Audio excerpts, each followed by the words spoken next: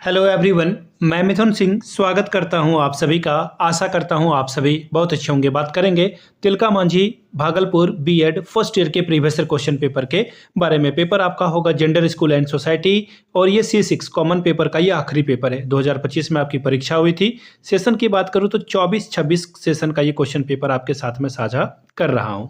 आगे बढ़े उससे पहले मैं बता दूं, पिछले 5 साल के जितने भी क्वेश्चन पेपर हैं आपको सिर्फ 49 रुपये में प्रोवाइड कर दिए जाएंगे ताकि आप क्वेश्चन से एग्जाम के पैटर्न को समझ पाएं। दूसरी बात, आपको सजेशन 199 रुपये में प्रोवाइड कर दिया जाएगा।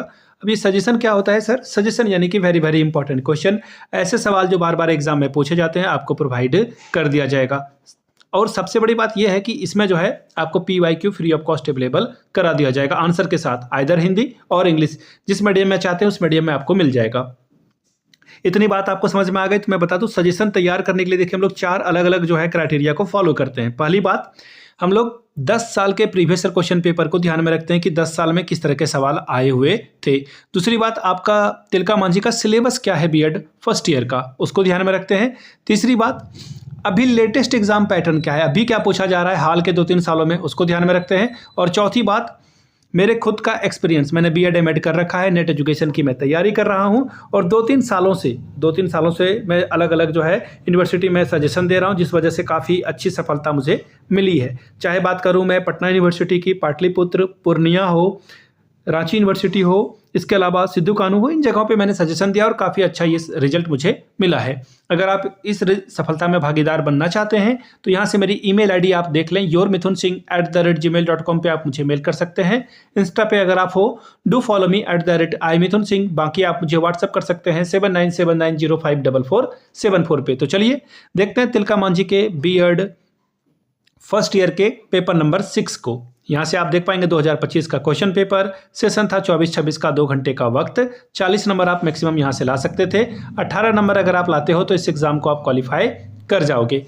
अब यहाँ से देख लीजिए, सभी क्वेश्चंस की वैल्यू बराबर है, 4 सवालों का आपको आंसर करना है और याद रखिएगा हर एक यूनिट से एक एक सवाल तो आपको चुनना ही चुनना है, ये ध्यान में रख लेना है आपको, ठीक है। पहला यूनिट से शुरू करते हैं। Very first question, discuss the meaning of gender and reason the gender बायस।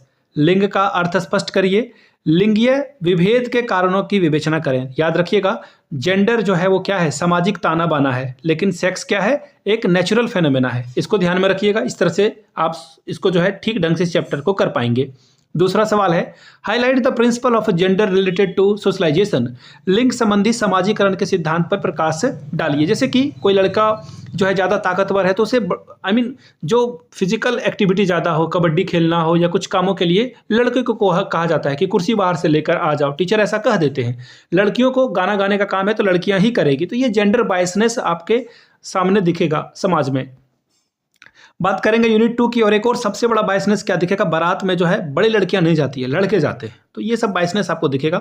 बात करेंगे यूनिट 2 की, question number 3, discuss how stereotypical views about gender differences promote educational, economic and political stability.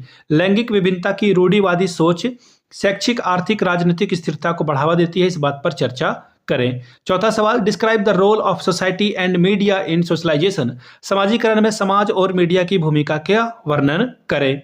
बात करेंगे यूनिट 3 की, question number 5, women and man are the 2 wheels of a society, it can not be maintained them. The condition, discuss the direction and condition. महिला और पुरुष समाज के 2 पहिया हैं, इनके बिना समाज की दिशा और दशा बदली नहीं जा सकती है, इसके बारे में बात करें। अगला सवाल, question number 6, what are the policies of a constitutional provision related to gender, discuss. लिंग संबंधी संवैधानिक प्रावधानों की नीतियां क्या है, चर्चा कीजिए। चौथे यूनिट में हम लोग प्रवेश कर चुके हैं। सवाल 7वां, critically examine the problem and solution of a girls schooling. बालिका विद्यालयीकरण की समस्या और समाधान की समीक्षात्मक जो है वर्णन कीजिए। 8वां सवाल, can you visualize the gender inequality in classroom and how can you bring gender equality explain with examples. कक्षा में एक शिक्षक के रूप में जेंडर असमानता किस प्रकार आप देखते हैं, जेंडर समानता कैसे लाएंगे, उदाहरण के साथ आप इसे बताएं।